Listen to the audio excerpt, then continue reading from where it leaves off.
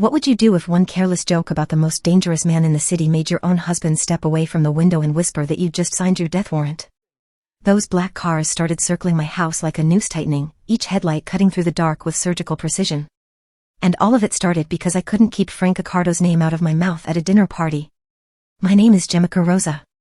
I'm 29, and I have been married to Blanca Rosa for 4 years. We lived the kind of life that looked like a fever dream from the outside penthouse views, designer everything, invitations to gatherings where handshakes meant more than contracts and silence was the only safe language. People saw us as untouchable, glamorous, the couple who walked into rooms and commanded attention without trying. That was the problem. I never wanted to just command attention. I wanted to own it. Blanco was loyal to the point of being lethal, steady to the point of being terrifying to anyone who crossed him, and everyone thought I should worship the ground he walked on. I told myself I deserved more than being just another mobster's pretty wife, that wanting to be seen and heard and feared in my own right wasn't wrong, even if I had to say dangerous things to prove it. That was where Frank Accardo's name kept slipping into my conversations. Blanco's boss. The ghost who moved the entire city without ever raising his voice. Frank had this reputation that made grown men check over their shoulders when they spoke his name, a presence so heavy you could feel it in empty rooms. And me? I thought dropping hints about him made me interesting, made me daring, made me someone who couldn't be controlled. At first, it was small comments. A raised eyebrow when Frank's name came up at parties, a knowing smile that suggested I knew more than I should. I convinced myself it was harmless power play, that I had the charisma to dance on that edge without falling off, that Blanco was too confident in Frank's respect to worry about his wife's mouth. But the truth was, I liked watching the room go quiet when I teased Frank. I liked seeing Blanco's jaw tighten, and I told myself he was being paranoid, too cautious, that his fear of Frank was a weakness I didn't share. My sister encouraged me, saying a woman in this world should never apologize for making herself unforgettable. She thought Blanco was just another soldier who'd married up, and I agreed more than I admitted. Even the other wives would gasp and laugh nervously when I made bold remarks about the boss, and I fed off that attention, believing it proved I was untouchable. Maria Virginia Hill saw through me, though. Frank's elegant shadow, the woman who advised him with a smile that could cut glass. She always looked at me at gatherings as if she was taking notes, memorizing every word for a test I didn't know I was taking. I brushed it off because I thought Frank was too busy running empires to care about one soldier's mouthy wife, that Blanco would protect me from any real consequences, that I was safe in the role I created, the fearless woman who made dangerous men uncomfortable. I didn't realize until it was too late that I had been writing my own eulogy with every careless joke, every time Frank's name left my lips with too much familiarity, every moment I mistook Blanco's silence for permission instead of terror. The night everything shifted started at home, and like most disasters in this life, it came from something I brushed off as entertainment.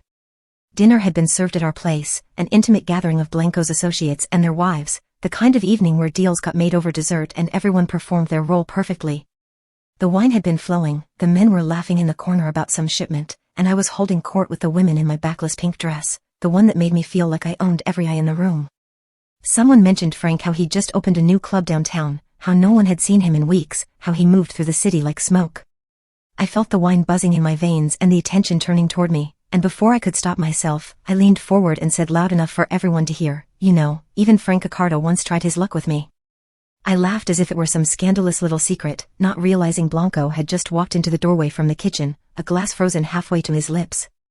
In my head, it was a joke, a way to feel powerful, a way to remind everyone that I was more than just Blanco's accessory. I was the woman even the untouchable boss noticed. I didn't think it mattered. Not really. I had convinced myself that Blanco never overreacted anyway, that he always kept his cool no matter what I said because showing emotion in his world was suicide.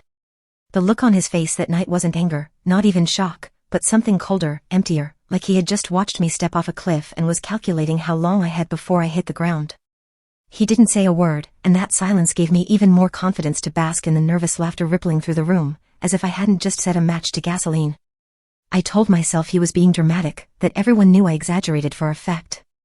To me, it was theater. To him, it was a death sentence we'd both have to answer for.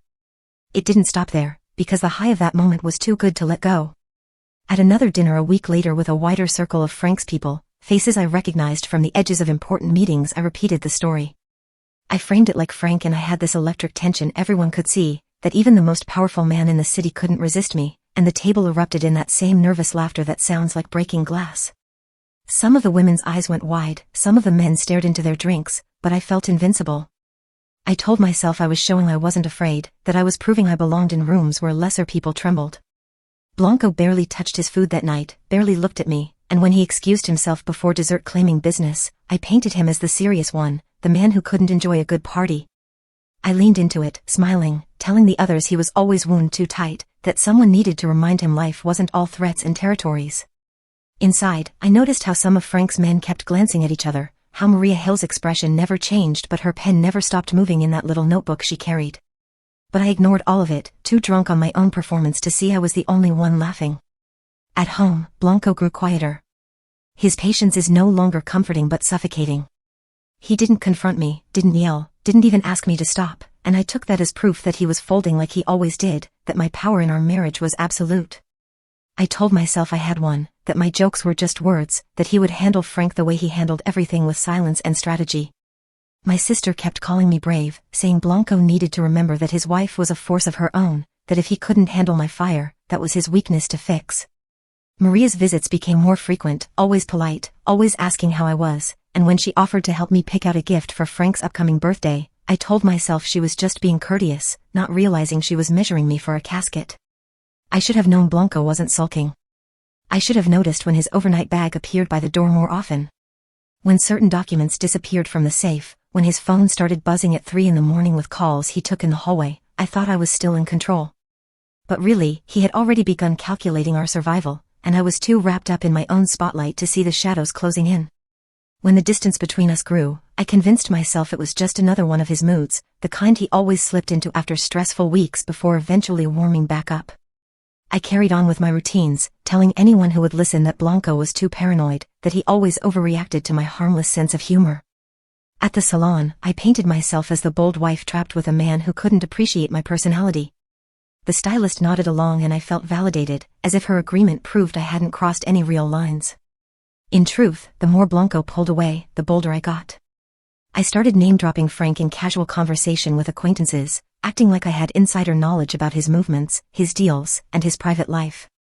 When someone at the boutique asked if it was true Frank never attended public events, I winked and said, he makes exceptions for certain people. I carried those moments home like trophies, using them to fuel more commentary about how Blanco took everything too seriously, how he should appreciate that his wife had charisma that even the boss recognized. Maria, on the other hand, became more present in unsettling ways. She started showing up at places I frequented, the gym, the coffee shop, always with that pleasant smile that never reached her eyes. She'd ask about my week, compliment my outfit, mention she'd heard I was quite the entertainer at recent gatherings. I told myself it was nothing, that she was just Frank's social coordinator making rounds. But a small part of me noticed how Blanco's face would drain of color when I mentioned her visits. He'd ask exactly what she said, exactly where I saw her, and when I'd shrug it off as coincidence, he'd stare at me like I was speaking a language I didn't understand. Then one evening, I walked into our bedroom and saw the closet reorganized. Blanco's favorite leather jacket was gone, the one he wore to important meetings. Documents that usually lived in his desk drawer had vanished. His laptop sat password protected in a way it never had been before. I asked him casually why he was moving things around, but he only said precautions and went back to staring at his phone. I told myself he was being paranoid as usual, that nothing would actually happen because nothing ever did in marriages like ours. We fought, we made up, we moved on. Still, I felt something shift in the apartment, as if the air pressure had changed and my ears hadn't popped yet. The sound of engines idling on our street at night became more frequent. Cars I didn't recognize parked across from our building for hours. When I mentioned it to Blanco, he'd look out the window with an expression I'd never seen before, not fear exactly, but resignation, like a man watching a storm approach that he knew he couldn't outrun. I ignored all of it, distracting myself with shopping, with phone calls to my sister, with anything that kept me from admitting what my gut was starting to scream. Blanco wasn't being paranoid. He wasn't overreacting. He was trying to buy us time from a debt I didn't even know I'd been accumulating. And for the first time since I'd said Frank Accardo's name with too much familiarity, I felt the ground beneath my expensive heels start to crack. The real turning point came when I convinced myself I could still control how people saw me if I just owned the narrative. I started telling the few friends I still had that I was stressed from the lifestyle, that sometimes I said provocative things when the pressure got too intense. I claimed Blanco misunderstood my sense of humor, that I never meant my comments about Frank the way they sounded, that everyone was taking throwaway remarks and building them into something they weren't. Before we dive deeper into Jemiker's nightmare, I need you to do something for me. If you're new here and this story has already grabbed you by the throat, hit that subscribe button right now. Tap the like button so this story reaches more people who need to hear what happens when arrogance meets consequence. And drop a comment telling me where in the world you're watching from. I want to know who's riding this dark journey with me. New York? London? Tokyo? Let me see you in the comments. Now, let's get back to the moment everything started falling apart. The next morning arrived with a kind of brightness that felt like mockery. Sunlight poured through our floor-to-ceiling windows, turning the penthouse into something from a magazine spread all white marble and gold accents, the kind of place that screamed success and safety. I woke up with a wine headache and the faint memory of Blanco's face from the night before, that emptiness in his eyes that I'd already started rewriting in my head as exhaustion or stress from work. I padded into the kitchen in my silk robe, the cool tile under my feet grounding me back into my normal routine. Blanco was already dressed in full suit, even though it was barely 8 in the morning, standing by the espresso machine with his back to me. He didn't turn around when I entered, didn't acknowledge my presence with the usual good morning kiss or even a glance. Just stood there, phone in one hand, the other gripping his coffee cup hard enough that his knuckles had gone white. "Morning," I said, my voice deliberately light, cheerful even. I pulled out my phone and slid onto one of the bar stools, scrolling through Instagram like nothing had happened. Because nothing had happened, I told myself. Just another dinner party, just another round of drinks and stories and the kind of conversation that evaporates by morning. Blanco said nothing. He took a slow sip of his espresso, eyes fixed on something outside the window I couldn't see. The silence stretched between us like a wire pulled too tight, but I refused to be the one to acknowledge it. Instead, I laughed at something on my feed, some influencer's ridiculous outfit, and made a show of typing a comment. "Everyone's so dramatic," I said, not looking up from my screen. "You'd think I'd announced Frank's social security number last night with the way people froze up." I glanced at Blanco, waiting for him to crack a smile, to tell me I was right, that everyone had overreacted. He set his cup down carefully, precisely, the kind of controlled movement that meant he was holding something back. "I have calls to make," he said, his voice flat, emotionless. Then he walked past me toward his office, the door clicking shut behind him with a finality that made my stomach twist. I stared at the closed door for a moment, then shook my head and returned to my phone. He was being ridiculous. Blanco had always been the steady one, the one who could weather any storm without flinching, and now he was acting like I'd committed treason over a throwaway comment at dinner. I scrolled through my social media, double-tapping photos, leaving little fire emojis on other wives' vacation pictures, convincing myself that the weird energy in our apartment was all in his head. Through the closed office door, I could hear Blanco's voice low, clipped, speaking in the tone he only used for business. I couldn't make out the words, but the cadence was all wrong, faster than usual, urgent in a way that made the hairs on the back of my neck stand up. I turned up the volume on a video I wasn't really watching, drowning out the sound of his conversation and the nagging feeling trying to work its way into my chest. Around mid-morning, my phone buzzed with a text from my sister. "How's the fallout from your bomb last night? Blanco losing his mind yet?" I grinned and typed back, "He's being paranoid as usual. Acting like I declared war on Frank or something. So dramatic." Her response came immediately, "Men in that world are all paranoid. That's how they survive. You're fine. If Frank cared, you'd already know." I screenshot her message and almost sent it to Blanco as proof that I was right, that everyone else understood this was nothing. But something stopped me, maybe the way his voice had sounded through that door, or the fact that he still hadn't come out of his office even though he usually took calls in the living room where he could pace. By early afternoon, Blanco finally emerged. His tie was loosened, his jaw tight, and he went straight to the kitchen without looking at me. I was on the couch now, flipping through a fashion magazine, my third coffee of the day going cold on the table beside me. "You've been in there for hours," I said, trying to sound casual but unable to keep the edge out of my voice. "What's so important that you're hiding in your own home?" "Managing situations," he said, pulling a water bottle from the fridge. His phone buzzed in his pocket once, twice, 3 times in rapid succession. He didn't even look at it. "Situations," I repeated, closing the magazine. "What situations?" "Everyone had a good time last night. We threw a successful party." "Why are you acting like someone died?" He finally looked at me then, really looked at me, and something in his expression made me stop talking. "Jemiker," he said slowly, carefully, like he was explaining something to a child. "Do you remember exactly what you said last night? About Frank?" I rolled my eyes, flopping back against the couch cushions. "Oh my God, not this again." I made a joke. A harmless, funny joke that everyone laughed at. "You were the only one still stuck on it." "Everyone laughed," he repeated, his voice so quiet I almost didn't hear him. Is that what you think happened? Before I could respond, his phone rang. Not buzzed, actually rang, the sharp tone cutting through the apartment. Blanco's entire body went rigid. He looked at the screen, and I watched his face do something I'd never seen before. All the color drained out of it in an instant, like someone had pulled a plug. He answered immediately, turning away from me, his voice dropping to barely above a whisper. Yes. I couldn't hear the voice on the other end, but I knew from Blanco's posture, shoulders hunched, head bowed slightly, that this wasn't one of his usual associates. This was someone higher up the chain. Maybe even. I understand, Blanco said, his free hand coming up to pinch the bridge of his nose. No, she didn't mean. He stopped, went silent, and listened. Yes. I'm handling it. You have my word. A woman's voice, I realized. Too refined to be one of the usual wives who called about parties or gossip. This voice had weight to it, authority wrapped in velvet. Tomorrow, Blanco said. Yes. I'll make sure. Then, after a pause that felt like it lasted an hour, thank you for the courtesy call, Maria. Maria. Maria Virginia Hill.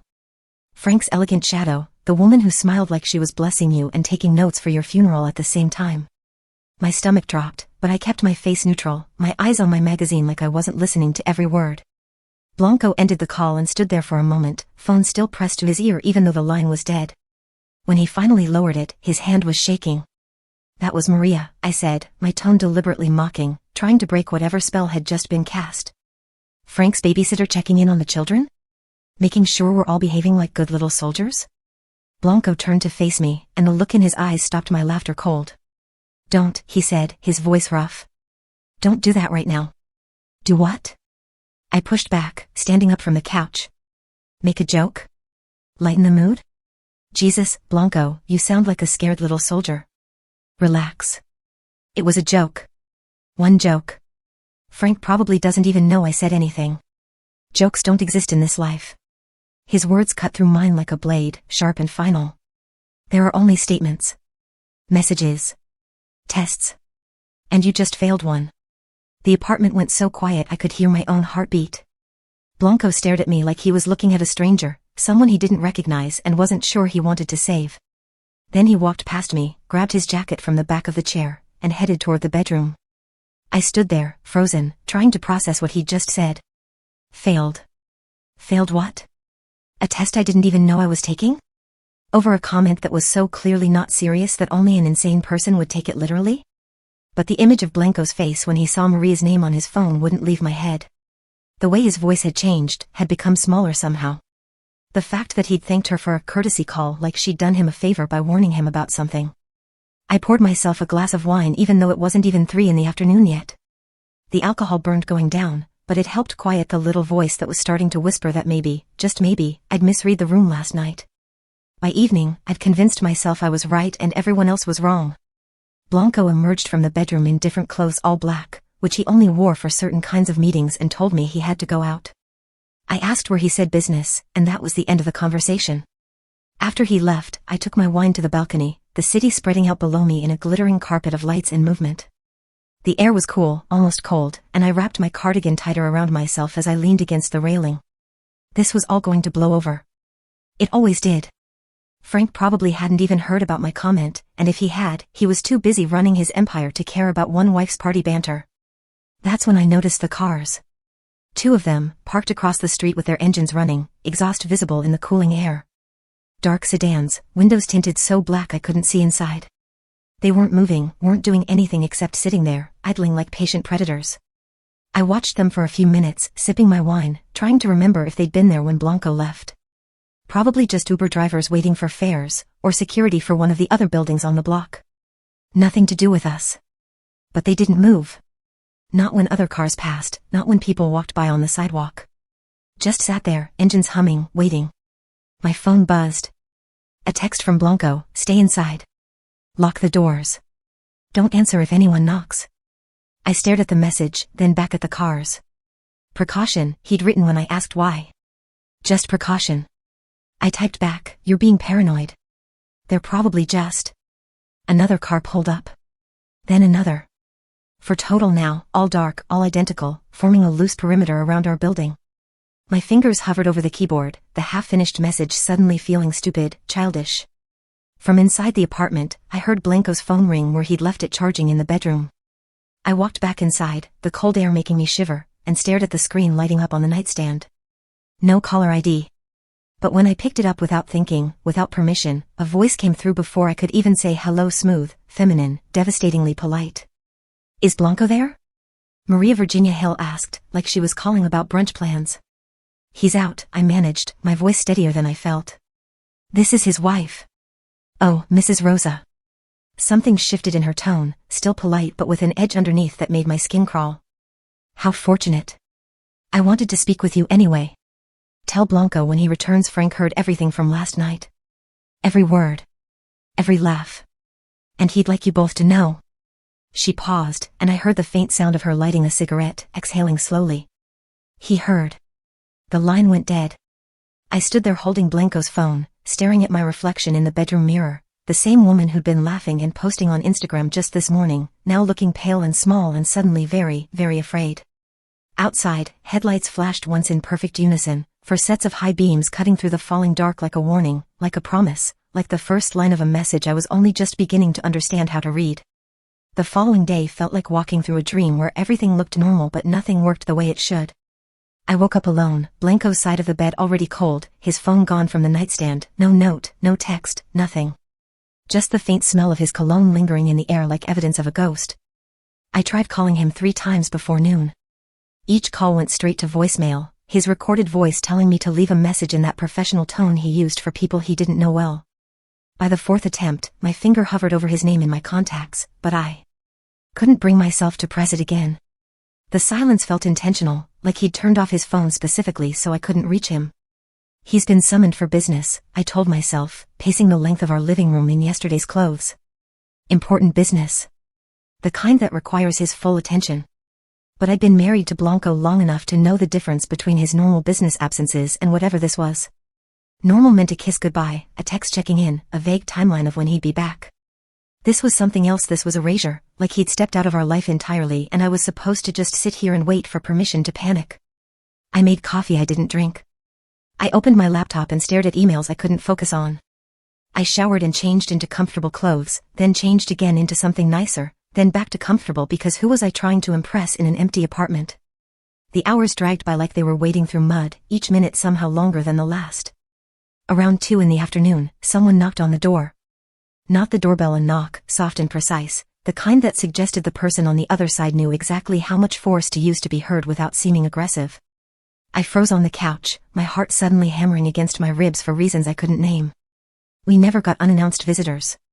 Our building had security, a doorman who called up before letting anyone through. No one just appeared at our door. The knock came again, patient and unhurried.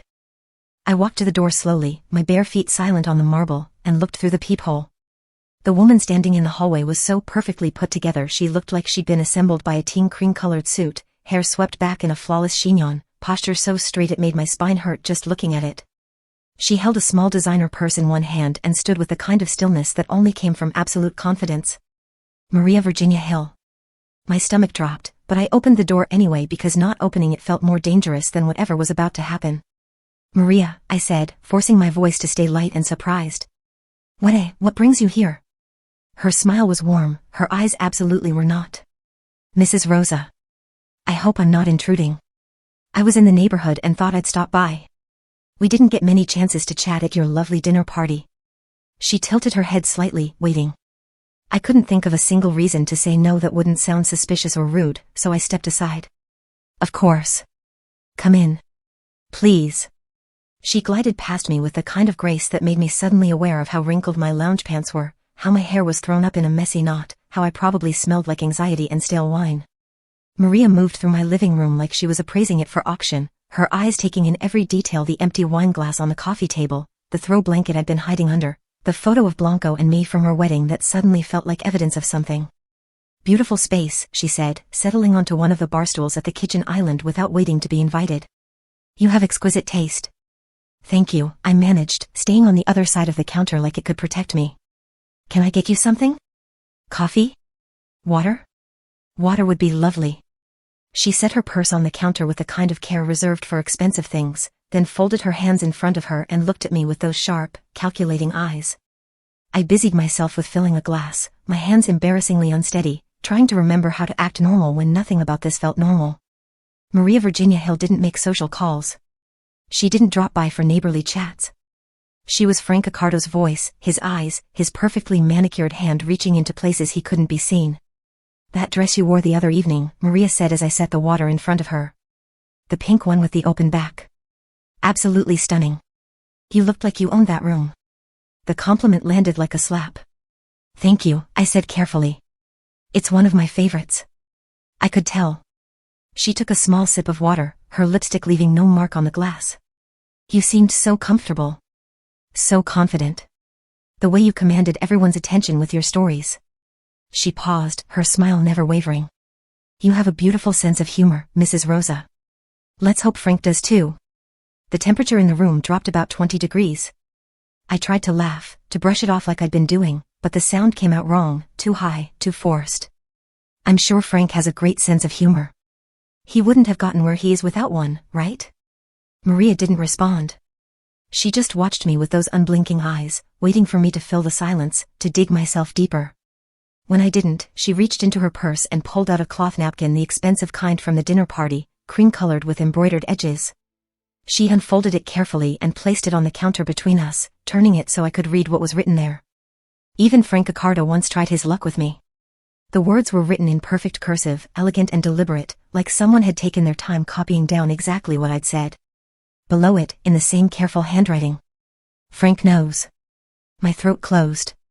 I stared at the napkin like it might catch fire, like the words might rearrange themselves into something less damning.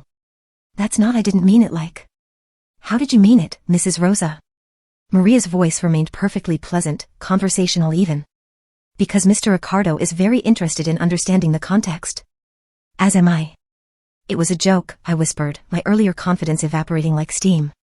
"Just a stupid joke. I'd had too much wine, I was trying to be entertaining." "Entertaining," Maria repeated, tasting the word. "Yes, you certainly were that." Everyone at the table was quite entertained. She folded the napkin back up with the same precise care she'd used to unfold it. "Mr. Accardo appreciates loyalty, Mrs. Rosa. Discretion. The understanding that certain names, certain relationships, are not material for party entertainment, no matter how much wine is involved." She stood, smoothing her suit jacket, her movements unhurried. "I'll leave this with you. A reminder, if you will. Mr. Accardo wanted you to know that he heard every word from that evening. Every laugh. Every implication." She picked up her purse. "He's giving you a chance to correct the narrative. To clarify what you meant. To apologize properly if necessary." "Apologize," I repeated numbly. "To Frank. Directly. When he's ready to hear it, yes." Maria moved toward the door, then paused and turned back. "In the meantime, Mrs. Rosa, I'd suggest being very careful about what you say and where you say it. Words have consequences in our world. Sometimes fatal ones." She let herself out, closing the door behind her with a soft click that somehow felt louder than if she'd slammed it. I stood in my kitchen staring at the napkin, my hands shaking so badly I had to grip the counter to keep them still. The apartment felt smaller suddenly, the walls pressing in, every shadow in the corner looking like surveillance. Blanco didn't come home until well past midnight. I heard his key in the lock, heard his heavy footsteps crossing the threshold, and I flew off the couch where I'd been sitting in the dark for hours. The hallway light caught him as he closed the door, and I actually gasped. His white shirt was stained with something dark near the collar, oil or dirt or something worse. His knuckles on his right hand were split and bruised, the skin swollen and angry. His face looked 10 years older than it had yesterday morning, exhaustion carved into every line. "Where have you been?" I demanded, my fear manifesting as anger because anger was easier. "I've been trying to reach you all day. Maria showed up here, Blanco.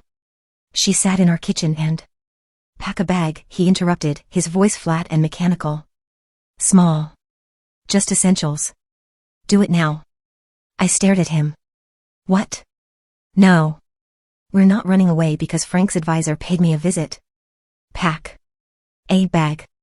Each word came out like a nail being hammered. "Just in case. We might need to leave quickly. This is insane." My voice rose, all the terror from the day crystallizing into fury. "You're letting him intimidate you. You're letting Frank turn us into scared rabbits over a joke I made at a party. Where's the man I married? Where's the enforcer everyone's supposed to be afraid of?" Something in Blanco snapped. His hand slammed down on the entry table so hard the decorative bowl on it jumped and shattered on the marble floor. "Your mouth," he screamed, and I'd never heard him scream before, had never seen him lose control like this. "Your mouth just put both our lives on the line. Do you understand that?" I stumbled backward, my back hitting the wall. "You stood in a room full of Frank's people," he continued, his voice cracking, and made him sound like some predator who tried to sleep with my wife. "Do you know what that implies? Do you have any concept of what you've accused him of? You made him look disloyal, disrespectful, like he tried to undermine his own soldier. You painted him as a joke in front of people who'd kill their own mothers if he asked them to." I wasn't accusing. "It doesn't matter. What you meant." His voice echoed through the apartment. "It matters what it sounded like. It matters that Maria wrote it down. It matters that Frank knows." He dragged his hands through his hair, and I saw they were both trembling. "I've spent the last 16 hours trying to convince people we're still loyal. That you're just stupid, not malicious. That we're worth more alive than dead. And you stopped," his breath coming in ragged gasps. "You want to know where I've been? Where did I get these?" He held up his bruised knuckles. "Proving my loyalty. Showing Frank's people that I can still be trusted even if my wife can't keep his name out of her mouth." Outside, so faint I almost missed it, I heard the familiar hum of engines. Multiple engines, idling in the dark. Blanco heard it too. His whole body went rigid, his eyes moving to the window. "They're back," he whispered. "They're back and they're not leaving this time." "Blanco," I said, my voice breaking, all my earlier anger evaporating into pure terror. "I'm sorry. I didn't think." "No," he said quietly, almost to himself. "You didn't think so. You never do." He looked at me then, really looked at me, and the expression on his face was worse than anger. It was a resignation. Grief. Like he was already mourning something that hadn't died yet. "Pack the bag, Jemiker. While you still can." The engines outside revved once, in perfect synchronization, and the sound vibrated through the building's foundation like a promise being kept. I didn't pack the bag. Instead, I poured myself a glass of wine, a big one, the kind that was less about taste and more about making my hands stop shaking. Blanco had disappeared into the bedroom without another word, the door closing behind him with a finality that felt like a verdict. I stood in the kitchen listening to the silence, the weight of everything that had happened in the last 48 hours pressing down on my chest until I could barely breathe. The apartment felt different now. The same white marble and gold accents that had screamed luxury yesterday now looked like a cage, beautiful, expensive, and impossible to escape. I carried my wine to the living room window, the one that overlooked our street, and pulled back the curtain just enough to see outside. 3 black cars sat along the curb, perfectly spaced, engines running. Exhaust rose in white plumes against the streetlights, disappearing into the night air. No one got out.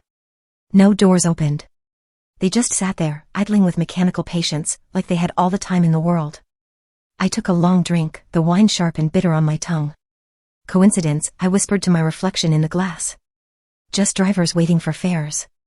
Security for another building. Nothing to do with us. But even as I said it, I knew I was lying. Those cars weren't random. They were a message written in chrome and tinted windows, a language I'd been too arrogant to learn until it was being used against me. Behind me, I heard the bedroom door open. Blanco's footsteps crossed the hardwood slowly, heavily, and defeated. I didn't turn around, just kept staring at those cars, counting their headlights like they were eyes watching me back. "You should be packing," Blanco said quietly. "I'm having a drink," I replied, my voice steadier than I felt. "It's been a stressful day. Jemiker." "They're just cars, Blanco." I cut him off, taking another sip. "You're acting like we're under siege. Like Frank's about to storm the building over a comment I made at a party. It's paranoid. It's..." I stopped talking because Blanco's reflection in the window had gone completely still, his eyes locked on something outside. I followed his gaze and felt my stomach drop. A 4th car was pulling up, slow and deliberate, parking directly in front of our building. Bigger than the others, darker somehow, like it absorbed light instead of reflecting it. The engine purred to life alongside the others, and suddenly the street looked less like a parking area and more like a staging ground. 3 is a warning," Blanco whispered, his voice so low I almost didn't hear him. "4 means they're here for something." The wine glass felt slippery in my hand. I gripped it tighter, tried to summon the defiance that had gotten me through the last 2 days, but it wouldn't come. "What does that mean?" "Here for something." "What something?" He didn't answer. Just stood there watching those cars like a man watching his execution being prepared. I drained the rest of my wine in one swallow, the alcohol burning down my throat and landing in my stomach like a lit match. "What?" I said, forcing a laugh that sounded hysterical even to my own ears. "They're gonna shoot me for a joke? Is that what Frank does? Murders people over party banter?" Blanco turned to look at me then, and the expression on his face made all my false courage evaporate. He wasn't afraid he was beyond that now, had moved into some territory I didn't have a map for. "Yes," he said simply. "If the joke makes him look weak. If it costs him respect. If it makes other people think they can mock him too." He took a step closer, his voice dropping even lower. "Yes, Jemiker. He absolutely would." The room suddenly felt airless. I set down my wine glass because my hands were shaking too badly to hold it anymore. "He wouldn't," I whispered, but it sounded like a question. "You work for him. You're loyal. He wouldn't hurt your wife over." "I work for him because I'm useful," Blanco interrupted. "And right now, you're making me a liability. The math on whether I'm still worth keeping around is being calculated in those cars outside. Don't doubt that for a second." Before I could respond, before I could process what he'd just said, a sound cut through the apartment that made both of us freeze. A knock on the door. Not a knock, a thud, single and heavy, like someone hitting the wood with the flat of their fist. Deliberate. Controlled. The kind of knock that said the person on the other side didn't need to announce themselves because their presence was enough. Blanco moved faster than I'd ever seen him move. His hand shot out and grabbed my arm, his fingers digging in hard enough to bruise. "Don't move," he hissed, pulling me away from the window, away from the door, pressing me against the wall in the hallway. "Don't even breathe. Blanco. Quiet." His hand covered my mouth, his body shielding mine like I was something that needed protecting from what was on the other side of that door. His heart was hammering. I could feel it through his shirt, could feel the terror radiating off him in waves. The knock came again. Same rhythm. Same force. Patient and unhurried. Blanco released me slowly, putting one finger to his lips in a silent command for silence. Then he moved toward the door with the careful steps of someone approaching a bomb. I stayed pressed against the wall, my own heart trying to break through my ribs, watching as my husband looked through the peephole. Every muscle in his body tensed. He stayed there for a long moment, his eyes pressed to that small circle of glass, then stepped back and leaned against the door like he needed it to hold him up. "Who is it?" I whispered, my voice barely audible. He didn't answer. Just stared at the door like it had personally betrayed him. I moved closer, unable to stop myself, and looked through the peephole. The man standing in our hallway was built like a wall, wearing a suit that probably cost more than our rent. His face was scarred along one cheek, his expression completely neutral, and he stood with a kind of stillness that only came from absolute confidence in your ability to hurt people. I'd seen him before at gatherings, always hovering near Frank, always watching, always silent. Vincent something. One of Frank's lieutenants. The kind of man whose presence meant things had escalated beyond words. As I watched, Vincent bent down slowly and slid something under our door. A white envelope, pristine and formal, the kind used for important correspondence. Then he straightened, looked directly at the peephole like he knew I was watching, and turned to walk away without saying a word. His footsteps echoed down the hallway, growing fainter, then disappeared entirely. Blanco and I stood frozen, staring at that envelope lying on our marble floor like a snake that might strike if we got too close. Neither of us moved to pick it up. Neither of us wanted to know what was inside, because knowing would make it real, would make it something we had to act on. Finally, after what felt like hours but was probably only seconds, Blanco bent down and picked it up. His hands weren't shaking, they'd moved beyond that into some kind of mechanical autopilot. He opened it carefully, pulled out a single card, and read whatever was written there. The color drained from his face. "What does it say?" I asked, my voice breaking. He handed it to me without a word. The card was heavy, expensive, the kind of paper that announced its own importance. There was no greeting, no signature, just a single line written in elegant script. "Apologize. Tonight." I read it 3 times, trying to find some other meaning in those 2 words, some interpretation that didn't end with me standing in front of Frank Accardo begging for forgiveness. My hands started trembling so badly the card fluttered like a trapped bird. "Tonight," I repeated numbly. "What does that mean? Where? How am I supposed to?" The card slipped from my fingers, drifting to the floor in slow motion. And in that moment of silence before it landed, I heard the faintest sound from outside, barely audible through the walls and windows but unmistakable once you knew to listen for it. A car door closing. Not slamming closing with that soft, expensive sound that luxury vehicles make, the kind of sound that whispers instead of shouts. One door, then another, then a third. Then nothing. Just silence, thick and suffocating, pressing in from all sides. I looked at Blanco, at his bruised knuckles and exhausted eyes and the resignation carved into every line of his face. "What do I do?" I whispered. He picked up the card from where it had fallen, stared at it like it was a death warrant, then looked at me with something that might have been pity. "You get dressed," he said quietly. "You put on something respectful. And you prepare to apologize to the most dangerous man in this city for making him the punchline of your joke." Outside, the engines hummed back to life one by one, a chorus of mechanical heartbeats waiting to escort me to whatever came next. And for the first time since this nightmare began, I understood with absolute clarity that I was no longer in control of anything, not my marriage, not my safety, not even my own survival. The only question left was whether Frank Accardo would accept my apology. Or whether I'd already said too much to ever be forgiven. I didn't sleep. Couldn't. Every time I closed my eyes, I saw that card apologize. Tonight. And felt the weight of what it meant pressing down on my chest until I couldn't breathe. Blanco and I had spent the rest of the night in separate rooms, the silence between us louder than any argument. When dawn finally broke through our windows, painting the apartment in shades of gray, I felt like I'd aged a decade in the span of a few hours. I was sitting at the kitchen counter in my robe, staring at cold coffee I couldn't bring myself to drink, when the knock came.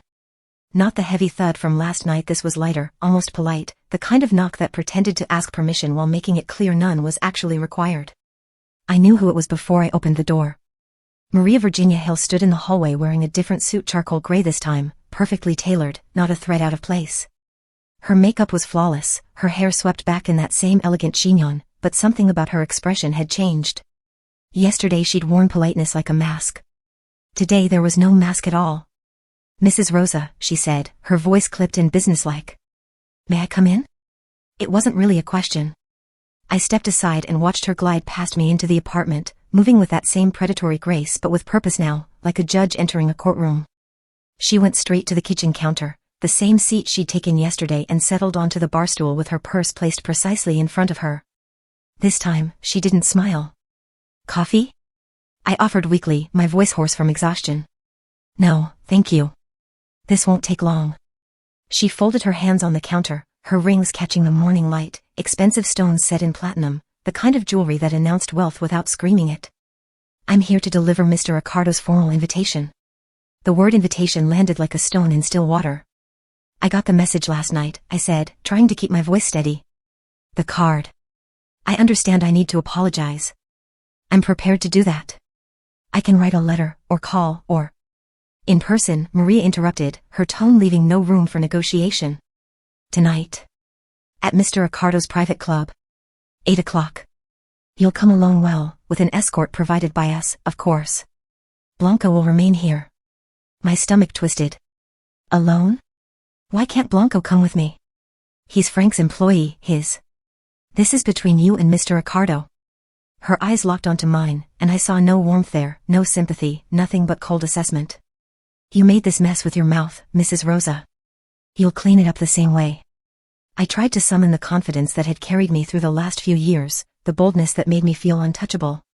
I even managed a weak smile. "Well, I'll bring champagne and charm then. Maybe some flowers. I've always been good at apologies when I put my mind to. This isn't a social call." Maria's voice cut through my rambling like a blade through silk. "This isn't an opportunity for you to perform or entertain. This is Mr. Accardo giving you a chance to correct a serious insult before he decides you're not worth the trouble of keeping alive. Do you understand the difference?" The smile died on my face. My hands gripped the edge of the counter to keep them from shaking. Maria reached into her purse with slow, deliberate movements and pulled out a small piece of paper folded, worn at the edges like it had been handled many times. She unfolded it carefully and slid it across the counter toward me. I recognized it immediately. My handwriting, from months ago. It was one of Blanco's party planning list's names of guests we'd invited to some gathering I could barely remember now. But there, in the margins where I'd been doodling while bored, were little hearts. Stupid, thoughtless hearts drawn next to certain names. One of them was circled in red ink that wasn't mine. Frank Accardo with a heart next to it, and beneath it in my own looping script. Wouldn't that be a scandal? My blood turned to ice. I was just joking around. Blanco was taking forever to finalize the list and I was being silly. Frank keeps records, Mrs. Rosa. Maria's finger tapped the paper once, precisely. Every interaction. Every comment. Even jokes that sound like invitations. Even doodles that suggest inappropriate interest in a married woman toward her husband's employer. She leaned forward slightly, her voice dropping to barely above a whisper. Do you understand what you've created? A pattern. A narrative. Multiple instances of you publicly suggesting some kind of relationship or interest between yourself and Mr. Ricardo. From his perspective, you've either been trying to embarrass him, manipulate him, or she paused meaningfully, you've actually been propositioning him and are now lying about it being jokes. The room spun. I gripped the counter harder, my knuckles white. I would never, it was all just stupid comments. Entertainment. I swear I never meant. What you meant is irrelevant. Maria picked up the paper, folded it back up, and returned it to her purse. What matters is what it looks like. And right now, Mrs. Rosa, it looks like you've spent months disrespecting the most powerful man in this city, either because you're malicious or because you're stupid. Neither interpretation reflects well on Blanco's judgment in choosing a wife. Behind me, I heard footsteps. Blanco emerged from the bedroom, dressed but looking like he hadn't slept either. His eyes went immediately to Maria, then to me, reading the situation in an instant. She's not going, he said, his voice rough but firm. I'll handle this. I'll go to Frank myself. I'll explain. Mr. Rosa. Maria turned her attention to him, and something in her expression softened slightly, not warmth exactly, but acknowledgement. Respect for a fellow professional. Mr. Ricardo appreciates your loyalty. He truly does. But this isn't about you. Your wife created this situation. She needs to resolve it. If she refuses. Maria stood, smoothing her suit jacket. Well, refusal will send its own message. One that Frank will interpret as continued disrespect. And we both know how he responds to that. You're threatening her, Blanco said flatly. I'm clarifying expectations. Maria picked up her purse.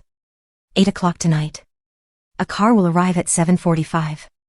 I suggest you wear something respectful, not the pink dress from the dinner party. That would be inappropriate. Her eyes flicked to me. Think of this as a job interview, Mrs. Rosa. You're interviewing to keep your life. Dress accordingly. She moved toward the door, then paused and turned back. One more thing. Mr. Ricardo wanted me to tell you that he respects honesty above all else. Whatever you say tonight, make sure it's the truth. He has an excellent sense for when people are lying to him. The consequences for dishonesty are severe. The door closed behind her with a soft click, leaving Blanco and me alone in the oppressive silence. I'm not letting you go, Blanco said immediately, moving toward me. We'll leave. Right now. I have money stashed. We can disappear. And where? My voice came out hollow. You think Frank doesn't have reach? That we can just run away and he'll forget about it? I looked down at my hands, at the wedding ring that suddenly felt like a shackle. She showed me a list, Blanco. From months ago. One I doodled hearts on. Next to Frank's name. Blanco's face went gray. You didn't. I was bored. It was a joke. I didn't think. My voice cracked. I never think, do I? That's the problem. I never thought anyone was paying attention. Never thought my words mattered enough to remember. Never thought. This isn't surveillance, Blanco interrupted, realization dawning in his eyes. This is evidence. Frank's been building a case against you. Against us. Everything you've said, everything you've done, he's been collecting it. Waiting. Waiting for what? For you to go too far. He sat down heavily on one of the bar stools, his head in his hands. So he'd have justification. So when he moves against us, no one in the family can question it. You disrespected him, Jamiker. Publicly. Repeatedly. In his world, that's a death sentence. But if he just killed you outright, people might think he was being paranoid or cruel. This way he gestured helplessly at nothing. This way you had chances to fix it. Multiple chances. And you laughed them all off. I walked to the bathroom on shaking legs and stared at my reflection in the mirror. The same face I'd always seen had angular features, sharp eyes that used to sparkle with confidence, lips that had gotten me into more trouble than they were worth.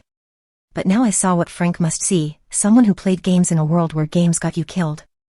Someone who thought charm was armor. Someone who mistook the patience of dangerous men for weakness. The same woman who used to laugh at other wives for being too scared to speak up, who mocked the way they whispered Frank's name like a prayer that the woman was gone.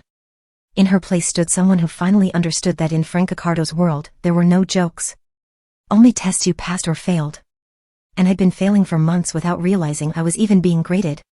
What do I say to him? I whispered to my reflection. How do I apologize for something I didn't even realize was unforgivable? Behind me, Blanco appeared in the bathroom doorway. His reflection looked as haunted as mine. You tell him the truth. That you were stupid. That you didn't understand the weight his name carries. That you're sorry for disrespecting him and you'll never do it again. He paused. And then you pray he believes you. And if he doesn't? Blanco didn't answer. He didn't need to. I turned back to the mirror, studying the woman who would have to walk into Frank Accardo's private club tonight and beg the devil for mercy. The woman who used to command every room she entered, who thrived on attention and danger, who thought she was untouchable. That woman was about to learn what it meant to be truly powerless. And the lesson was going to be taught by the one man in this city who never forgave, never forgot, and never gave second chances to people who made him look small. 7 hours until judgment. 7 hours to figure out how to apologize for sins I'd committed without realizing they were sins at all. 7 hours until I discovered whether Frank Accardo's mercy was real or just another word for a slower kind of death. Stop. Right here. Jemiker's about to walk into Frank Accardo's club. Before she does, I need to know whose side are you on? Drop a comment right now, Team Jemiker if you think she was just being herself and didn't deserve this, or Team Frank if you believe respect in that world isn't negotiable and she got exactly what she asked for. Don't just watch and participate. Your comment tells me you're actually invested in this story. And if you haven't liked this video yet, do it now. Jemiker's about to face the devil. Let's see if you've got the courage to pick a side before she does. The car that arrived at 7:45 was black, predictably, with windows tinted so dark they looked like portals to nowhere. The driver didn't speak, didn't look at me, just held the door open with the mechanical courtesy of someone performing a rehearsed task. Blanco watched from the apartment window, his silhouette backlit and rigid, and I wondered if he thought this was the last time he'd see me alive. I'd chosen the pink dress. The same one from the dinner party, the backless one that had made me feel invincible that night. It was a stupid choice. Maria had explicitly told me not to wear it, but something stubborn and self-destructive in me refused to show up cowering. If I was going to apologize, if I was going to beg, I'd do it as the woman I'd been, not some diminished version Frank had terrorized into submission. Pride and desperation, wrapped in designer fabric. The club was in a part of the city I'd never been to, despite living here for years. Old money territory, where buildings didn't advertise themselves and wealth whispered instead of shouted. The entrance was unmarked, just a heavy oak door with a small brass plate that caught the streetlight. The driver opened my door, gestured toward the entrance, and drove away before I could change my mind.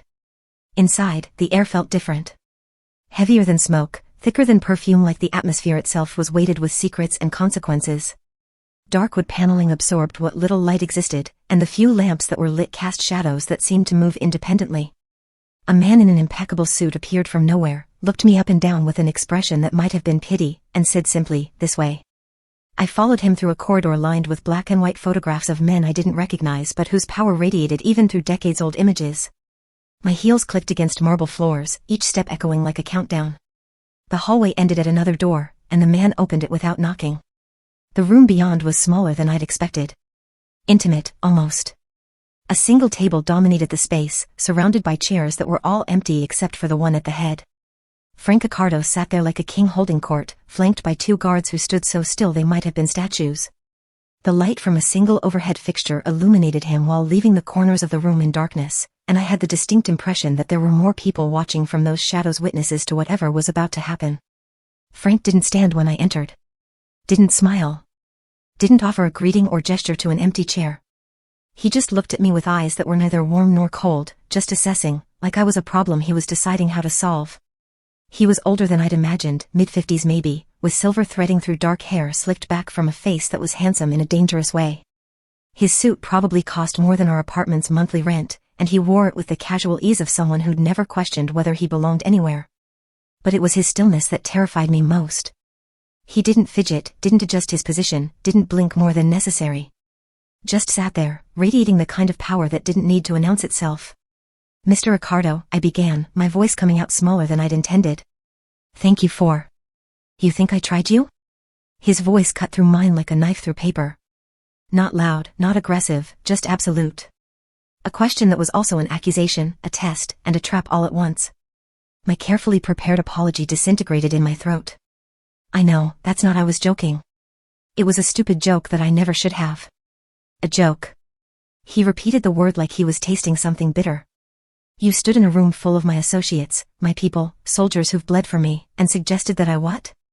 Made advances toward you? Tried to seduce my own employee's wife? He leaned forward slightly, and the movement made both guards shift their weight. Do you understand what that implies about my character? About my respect for loyalty? About whether I can be trusted to honor the bonds that hold my organization together? I didn't mean it like that, I stammered, my hands twisting together in front of me. I was drunk and trying to be entertaining, and I never thought about how it would sound. I'm so sorry, Mr. Ricardo. Do you know what happens? He interrupted again, his tone never rising but somehow becoming more intense, when people use my name for applause? When will they turn my reputation into currency for their own social standing? He didn't wait for me to answer. They undermine everything I've built. They make me look weak. They suggest to others that they, too, can mock me without consequence. That Frank Ricardo is a joke to be told at dinner parties. Tears were burning behind my eyes, but I refused to let them fall. I never meant to undermine you. I swear. It was thoughtless and disrespectful, and your husband understands the consequences. Frank's transition was so smooth it took me a moment to register what he'd said. Blanco has been very educational in his explanations of your behavior. Very eager to assure me that your disrespect stems from ignorance rather than malice. My stomach dropped. What did you do to him? Nothing permanent. Frank's expression didn't change. Yet. But he suffered considerably trying to convince me that his wife is merely stupid rather than actively attempting to destroy his standing in my organization. He's taken responsibility for your words. Offering compensations. Begged me to understand that you didn't know what you were saying. He paused, letting that sink in. Your husband has bled for you, Mrs. Rosa. Literally. To buy you this opportunity to apologize. The tears came then, hot and humiliating, streaming down my face and ruining whatever makeup I'd carefully applied. I thought of Blanco's bruised knuckles, his stained shirt, the exhaustion carved into his face. I didn't know, I whispered. I didn't know it would. No, Frank agreed. You didn't know.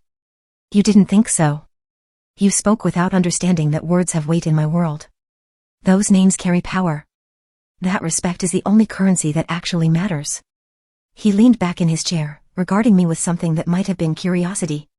You like attention, don't you, Mrs. Rosa? You like being the center of every room.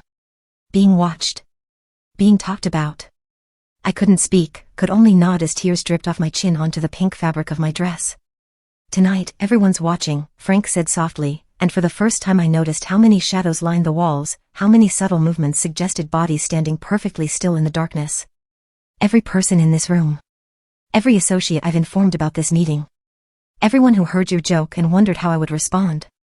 They're all watching to see if Frank Ricardo lets disrespect slide. If he's grown soft. If his power is negotiable. He stood then, finally, and the guards moved with him like they were connected by invisible strings. Frank walked around the table slowly, his footsteps echoing in the heavy silence, until he stood directly in front of me. Up close, I could see the hardness in his eyes, the complete absence of mercy. Your apology is noted, he said. Your ignorance is noted. Your husband's loyalty is noted. He tilted his head slightly. But understand this, Mrs. Rosa, you will never speak my name again except with the reverence it deserves. You will never joke about me, reference me, or so much as think about me in any context that isn't complete respect. If I hear even a whisper that you've mentioned me in casual conversation, if one person tells me you used my name for attention, he leaned closer, his voice dropping to barely above a whisper. I will make you watch while I take everything from Blanco. His position. His reputation. His life. And then, when you've witnessed what your mouth has cost him, I'll decide whether you deserve the mercy of dying quickly or slowly. My legs buckled. One of the guards caught me before I hit the floor, holding me upright while Frank stepped back. Take her home, Frank said to the guard, his tone bored now, like I was a problem he'd already solved and lost interest in. Make sure she understands that tonight's humiliation is the gentlest lesson she'll ever receive from me. The guard half-dragged, half-carried me toward the door. I looked back once and saw Frank had already returned to his seat, his attention on some papers spread across the table, as if I'd never been there at all. As if I'd already been erased. The ride home was a blur of tears and shame and the crushing realization of how completely I'd been dismantled. Not beaten, not threatened with violence, just systematically stripped of every ounce of power I thought I had. Frank hadn't needed to raise his voice or his hand. He'd simply shown me that in his world, I was nothing. Less than nothing. A problem that had been tolerated only because of Blanco's value, and even that tolerance had limits. When the car pulled up to our building, the guard opened my door and said the first words I'd heard since leaving the club: "Mr. Ricardo is a merciful man tonight. Tomorrow he might not be. Remember that." I stumbled into the lobby, my vision blurred, my legs barely supporting me, and rode the elevator up to an apartment that no longer felt like home, just another cage I'd locked myself inside with my own stupid mouth. Blanco was waiting by the door when I walked in. He took one look at my face, at the pink dress that now felt like a costume from someone else's life, and pulled me into his arms without saying a word. But even in his embrace, all I could feel was Frank's eyes watching from the shadows, tallying every word I'd ever said, waiting for me to slip again so he could finish what he'd started tonight. And the most terrifying part was knowing I probably would. Because some lessons, no matter how brutal, never quite sink in deep enough to save you from yourself. The apartment was dark when I walked in. Not just dim dark in a way that felt intentional, like someone had gone through and systematically turned off every light, closed every curtain, erased every sign of life. The glow from the city outside barely penetrated the windows, and the shadows seemed thicker than they should be, pooling in corners and doorways like they were hiding something. "Blanco?" My voice echoed through the emptiness, swallowed by silence. No answer. I fumbled for the light switch by the door, my hands still shaking from the club, from Frank's eyes, from the weight of everything that had just happened. The lights flickered on, harsh and revealing, and that's when I saw it. The living room looked wrong. Stripped. The photographs that had lined the mantle of our wedding photo, pictures of us at various events, the candid shots that made our life look real, were gone. Just empty spaces on the wall where frames used to hang, rectangular ghosts outlined in dust. "Blanco?" Louder this time, panic creeping into my voice. I moved through the apartment like I was walking through a crime scene, cataloging everything that was missing. The children's photos from the hallway, the ones from our trip to the coast, the formal portraits we'd had taken last year are gone. The small bronze sculpture Blanco kept on his desk, a gift from someone important whose name I'd never bothered to learn, is gone. His leather jacket that always hung by the door was gone. In the bedroom, his side of the closet looked ransacked. Not empty, but noticeably thinner, like someone had packed in a hurry and taken only what mattered. I pulled open his nightstand drawer and the gun he kept there, the one he'd shown me how to use just in case, was missing.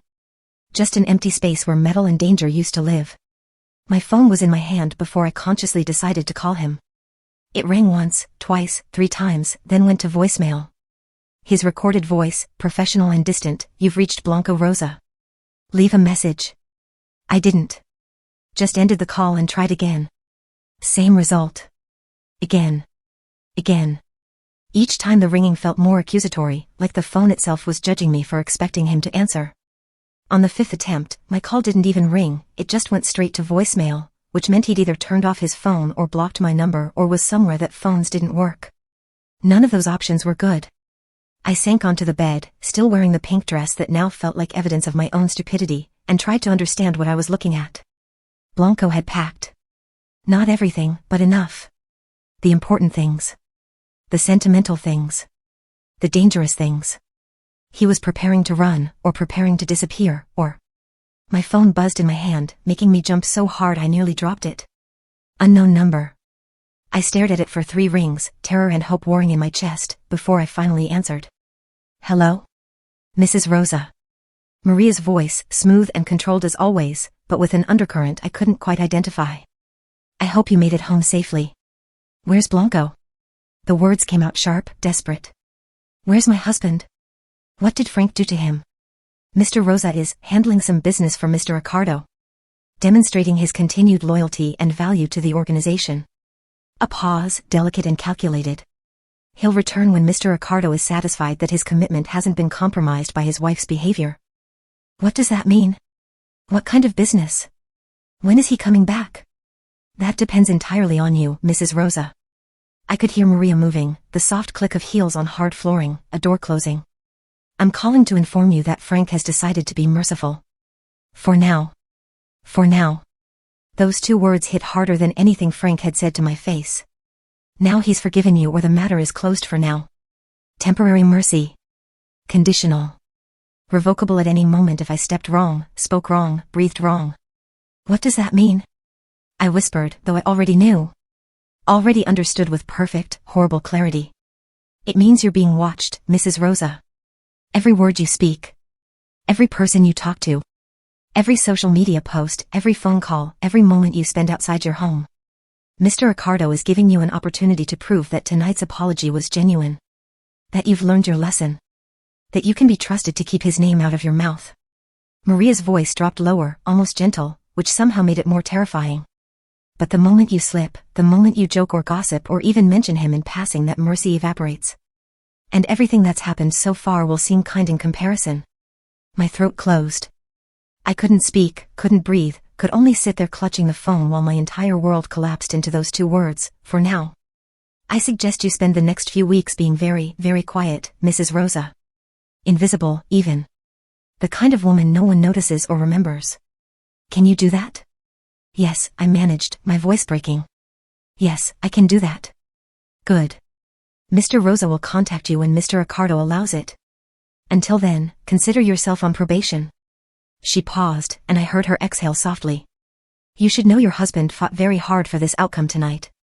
He offered Mr. Ricardo significant compensations to spare your life. Remember that when you're tempted to open your mouth again. The line went dead. I sat there in the dark bedroom, in the pink dress that had been my armor and was now my shame, and finally let myself break. Not the pretty crying from earlier, this was ugly, gasping, the kind of sobs that came from somewhere deep and primal. The kind that happened when you finally understood how badly you'd fucked up. I thought I was clever. I thought I was powerful. Thought being the center of attention meant being in control. But I was never in control. I was never the clever one. I was just the woman who joked too loudly in a room full of wolves and mistook their patience for weakness. Every moment I'd felt powerful making those jokes, dropping Frank's name, drawing attention to myself. I'd been watched. Assessed. Recorded. Every laugh I'd gotten from a nervous audience had been another entry in Frank's ledger of disrespect. Every time I'd mocked Blanco for being paranoid, he'd been trying to save me from consequences I was too arrogant to see coming. And now he was somewhere demonstrating loyalty, probably doing things that would haunt him, suffering in ways I couldn't imagine, all to buy me this temporary mercy that could evaporate the moment I forgot to be invisible. I walked to the living room window, the one that overlooked our street, and pulled back the curtain. The black cars were still there. I could see them lined up like sentries, engines off now but presence unchanged. As I watched, one of them started up, pulled away from the curb, and disappeared around the corner. Then another. Then a third. One by one, they left, until the street was empty again. Normal. Like they'd never been there at all. But the quiet that replaced them felt worse than the threat. The silence pressed in from all sides, suffocating and complete. At least when the cars were there, I knew where the danger was, and could see it idling outside my window. Now it was everywhere and nowhere, invisible but omnipresent, woven into every shadow and every moment. I was free to move around my own home, free to go outside, free to live my life. But I would never be free from Frank Ricardo's eyes. Never free from the knowledge that somewhere, in some office or club or darkened room, he was waiting for me to forget. To slip. To let my guard down and say something that proved tonight's apology was just more performance. I thought about calling my sister, about reaching out to the friends who used to laugh at my jokes about Blanco being paranoid. But Maria's words echoed in my head, every person you talk to. Every phone call. What would I even say? That I'd been stupid and reckless and nearly gotten myself killed? That everything I thought made me interesting had actually made me a liability? That the life I'd been living was over and I didn't know how to be the invisible woman Frank demanded I become? They wouldn't understand. Couldn't understand. They lived in a world where words were just words, where jokes were harmless, where powerful men didn't keep transcripts of your casual conversations and hold them against you like evidence at a trial. I live in Frank Ricardo's world now. And in his world, there were no jokes. Only tests. Only consequences. Only the constant, crushing weight of knowing you'd been weighed and found wanting, and your survival depended on never, ever forgetting that again. I peeled off the pink dress and threw it in the back of the closet where I'd never have to see it again. Put on one of Blanco's old t-shirts that still smelled like soap and cologne and something essentially him that made my chest ache. Crawled into our bed that felt too big without him and stared at the ceiling until the sun came up. Outside, the street stayed empty. Quiet. Normal. But I knew better now. The wolves were still there. They'd just stopped bothering to show themselves. And the woman I used to be, the one who laughed and joked and thought she was untouchable, was gone. erased as efficiently as the photographs from her walls. In her place was someone smaller. Quieter. Scared. Someone who finally understood that mercy was just another word for not yet. And for now was the most terrifying thing anyone had ever said to me. 3 weeks passed before I stopped checking my phone every 5 minutes, hoping for a text from Blanco that never came. For weeks before I could sleep through the night without waking up convinced I'd heard his key in the lock. By the 5th week, I'd started to accept that whatever business he was handling for Frank might not have an end date or might have already ended in a way no one was willing to tell me about.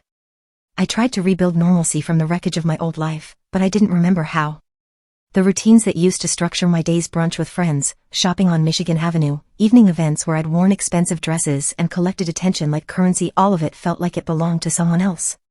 Some other woman who hadn't learned yet that words could kill you slower than bullets but just as permanently. The apartment became my entire world. I'd venture out for groceries, for coffee, for the necessary maintenance of existing, but I moved through the city like a ghost haunting her own life. Sunglasses even on cloudy days. Head down. No eye contact. The kind of invisible Maria had demanded I become. I stopped posting on social media entirely. Every time I'd start to type something, a photo, a comment, anything, I'd see Frank's face across that table, hear his voice asking, "Do you think I tried you?" And my fingers would freeze. Delete. Close the app. Put down the phone. My sister called twice in the first week. I let both calls go to voicemail, listened to her messages asking if I was okay, if the situation with Blanco's boss had blown over, if I wanted to meet for drinks. I never called back.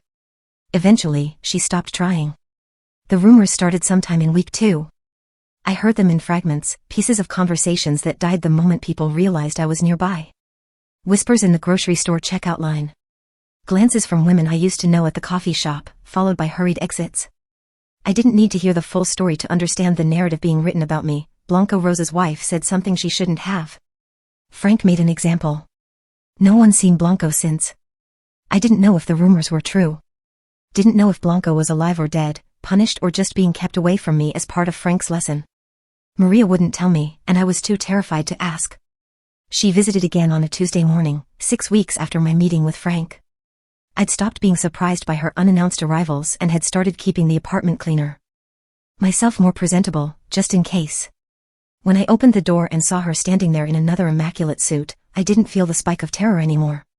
Just resignation. Exhaustion. "Mrs. Rosa," she said, her tone neutral. Not warm, but not hostile either. "May I?" I stepped aside. She entered, but this time she didn't sit. Just stood in my living room, looking at the spaces where photographs used to hang, the emptiness that had become the defining characteristic of my home.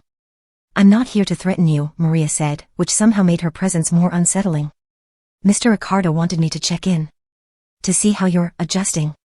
"I'm adjusting fine," I lied, my voice barely above a whisper. I'd started speaking quietly without realizing it, like my vocal cords had learned to be afraid of their own volume. Maria's eyes moved over me, my unwashed hair, my shapeless clothes, the way I stood with my shoulders curved inward like I was trying to take up less space.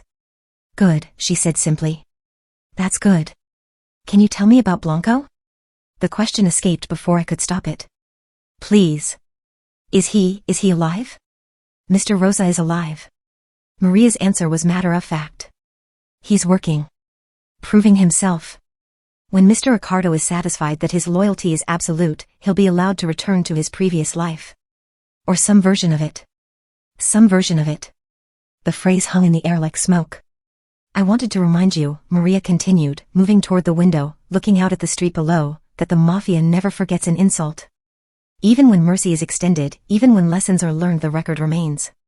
You'll carry what happened for the rest of your life, Mrs. Rosa. Frank will always remember the woman who made him a punchline. And so will everyone else in our world." She turned back to face me, and her expression was almost sympathetic. "Almost. The punishment isn't death, Mrs. Rosa. It's this. Living with the consequences.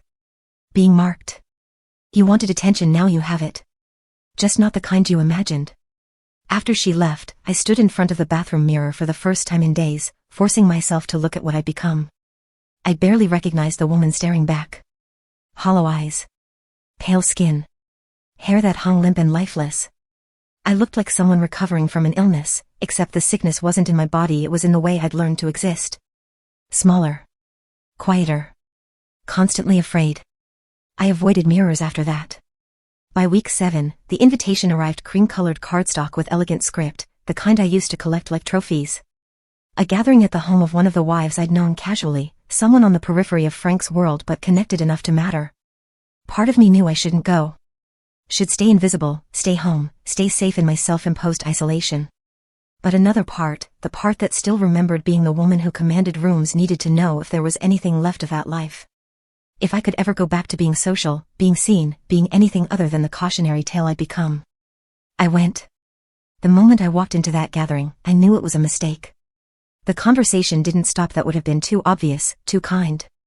Instead, it continued around me like I was furniture. A woman I'd once laughed with over brunch glanced at me, then away, then physically turned her back to continue talking to someone else. Another offered a tight smile that didn't reach her eyes before finding an urgent reason to be on the other side of the room. I stood there holding a glass of wine I couldn't bring myself to drink, watching interactions happen around me but never include me. People moved past me without acknowledgement, their eyes sliding off me like I was too painful to look at directly. I was present but erased, visible but invisible, a ghost at my own social funeral. One woman younger, newer to this world, started to approach me with what looked like genuine friendliness. Before she could speak, another woman caught her arm, whispered something in her ear, and steered her away. The younger woman's eyes widened, and when she looked back at me, it was with horror and pity in equal measure. I left after 20 minutes, walking out without saying goodbye to the hostess who'd pretended not to see me arrive. The drive home was a blur. I kept the radio off, the silence in the car matching the silence that had surrounded me at that gathering. This was my punishment, I realized. Not death. Not physical pain. Not even the loss of Blanco, though that was part of it. The punishment was erased. Social annihilation. Being transformed from someone everyone wanted to be near into someone everyone feared being associated with. I'd spent years making myself the center of attention, and Frank had responded by making me untouchable, not in the glamorous way I'd imagined, but in the way lepers used to be untouchable. Marked. Contaminated. A warning to others about what happened when you forgot your place. Back in my apartment, I sat in the dark living room and understood with perfect clarity what Frank had done. He hadn't killed me. That would have been quick, maybe even merciful. He'd killed the version of me that mattered, the social creature who thrived on attention and validation and the envy of others. He'd left my body alive and destroyed everything that made me feel alive. Every time a car passed on the street below, I flinched. Every time my phone buzzed with a spam call, my heart rate spiked. Every time I heard footsteps in the hallway outside my door, I stopped breathing until they passed. This was the price of a joke. Not death. Not disappearance. But this half-life where I existed in the spaces between things, neither fully present nor fully gone. A woman who'd learned too late that in Frank Accardo's world, there were no small mistakes, only permanent consequences dressed up as mercy. I thought about calling my sister, about reaching out to anyone who might remember the woman I used to be. But what would I say? That I missed being someone people wanted to talk to? That isolation was worse than any threat because at least threats acknowledged you existed? She wouldn't understand. No one would. They lived in a world where social exile was temporary, where reputations could be rebuilt, where mistakes could be forgiven and forgotten.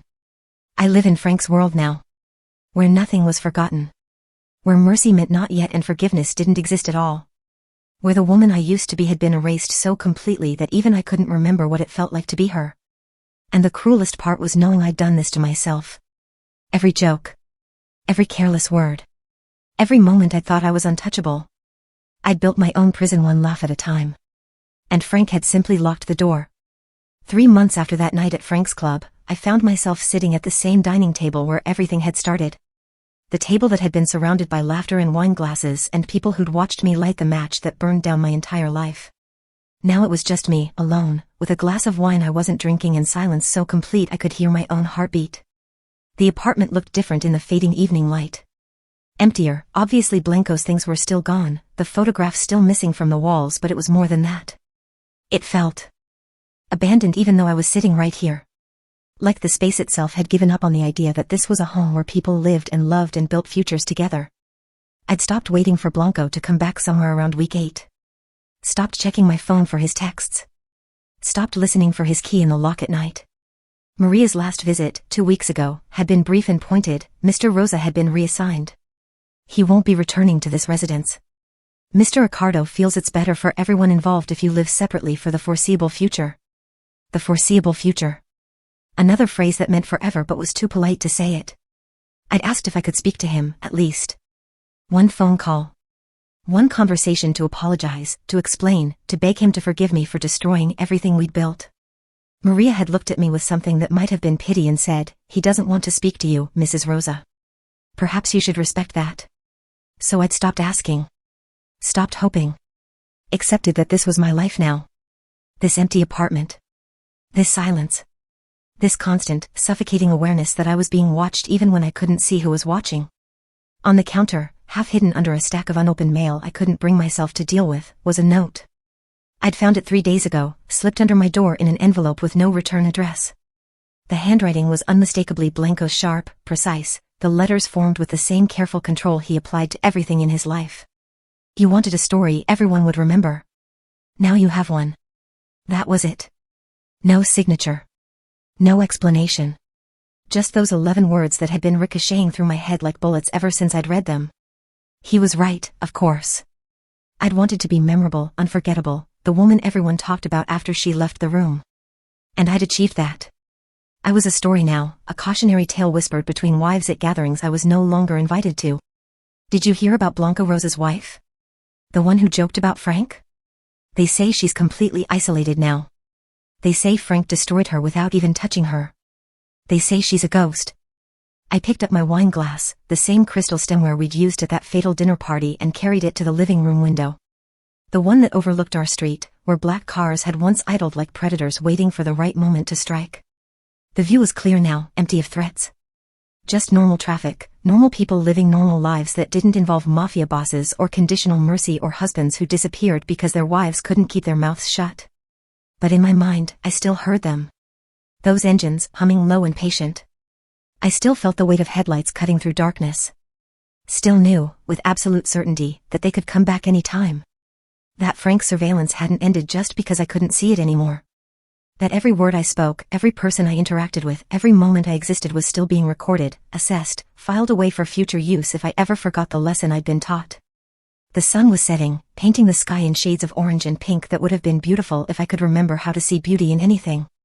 The light caught my reflection in the window glass, superimposing my face over the cityscape beyond, and I forced myself to look at what I'd become.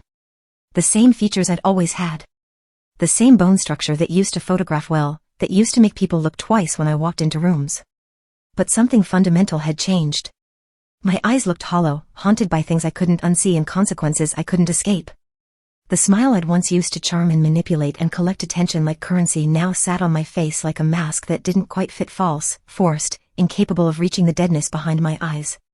I looked like a woman who'd learned too late that some prices were too high to pay for attention. That some games had no winners, only survivors and casualties.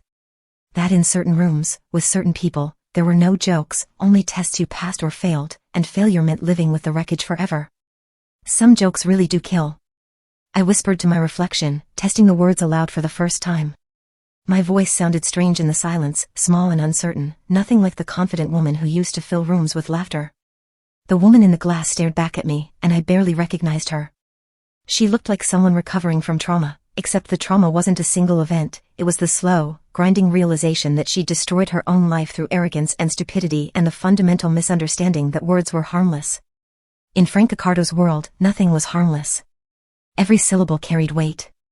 Every joke was a weapon that could be turned against you. Every moment of carelessness was evidence being compiled for a trial you didn't know you were on. I'd learned that lesson perfectly. Had it carved into my bones, etched into my mind, written across every silent, isolated day of the last 3 months. I would never make that mistake again, never joke about powerful men, never drop names for attention, never mistake tolerance for permission. But the lesson had come too late to save anything that mattered. My marriage was gone. My social life was erased. My husband was somewhere doing things for Frank that I would never know about, suffering consequences for my actions that I could only imagine. And I was here, in this expensive cage, living proof that Frank Accardo's mercy was real but came with a price tag that never stopped compounding interest. The light continued to fade outside, shadows lengthening across the empty street. Soon it would be dark, and the city lights would come on, and I would sit here like I did every night, listening to silence and remembering when my life was full of noise and people and the kind of attention I thought made me powerful. I didn't miss the attention anymore. Didn't miss the parties or the gossip or the feeling of being the center of every room. What I missed was simpler, more fundamental. I missed mattering to someone. Missed being part of something larger than myself. I missed having a future that looked like more than just an endless string of quiet, isolated days where I counted my words and monitored my thoughts and existed in the spaces between things. But that version of my life was gone. Killed by the same mouth that had once made me feel invincible. Destroyed by jokes that weren't jokes at all, just evidence of disrespect that Frank had collected and weaponized with surgical precision. I set my wine glass on the windowsill, untouched like most of the wine I poured these days. I didn't drink for pleasure anymore, I just poured it out of habit, a ritual from my old life that my body remembered even though my mind knew it was pointless. Behind me, the apartment stretched out in shadow and silence. The same space where I'd laughed and entertained and made that fatal comment about Frank trying me. The same walls that had witnessed my confidence, my arrogance, my complete inability to understand the rules of the world I'd married into. If I listened carefully, I could almost hear that dinner party, ghosting through time. The clink of glasses. The nervous laughter. The moment my words landed wrong and the room went cold. And underneath it all, the sound I couldn't forget no matter how hard I tried. The low hum of black engines idling outside, waiting, watching, reminding me that mercy was temporary and forgiveness didn't exist and some mistakes followed you forever. You wanted a story everyone would remember, I whispered to the empty room, to the reflection in the glass, to the ghost of the woman I used to be. Now you have one. And as full darkness settled over the city, as the last light faded from the sky and my reflection disappeared into the black glass of the window, I understood with perfect, terrible clarity what Frank had really done. He hadn't killed me. He'd done something worse. He'd let me live with full awareness of everything I'd lost, everything I'd destroyed, everything I'd never get back. Death would have been kinder. This half-life of silence and isolation and constant fear was Frank Accardo's real mercy. And I would carry it for the rest of my days, a weight that never lightened, a lesson that never stopped teaching, a punishment that never ended because I was both the prisoner and the guard, locked in a cage I'd built myself one careless word at a time. The street outside remained empty. The apartment remained silent. And I remained exactly where Frank had left me, alive, aware, and completely, irreversibly alone with the consequences of thinking I was clever enough to joke about devils and walk away unscathed. Some jokes really do kill. Mine just killed slowly, piece by piece, until there was nothing left but the echo of laughter and the memory of a woman who'd learned too late that in certain rooms, survival meant silence.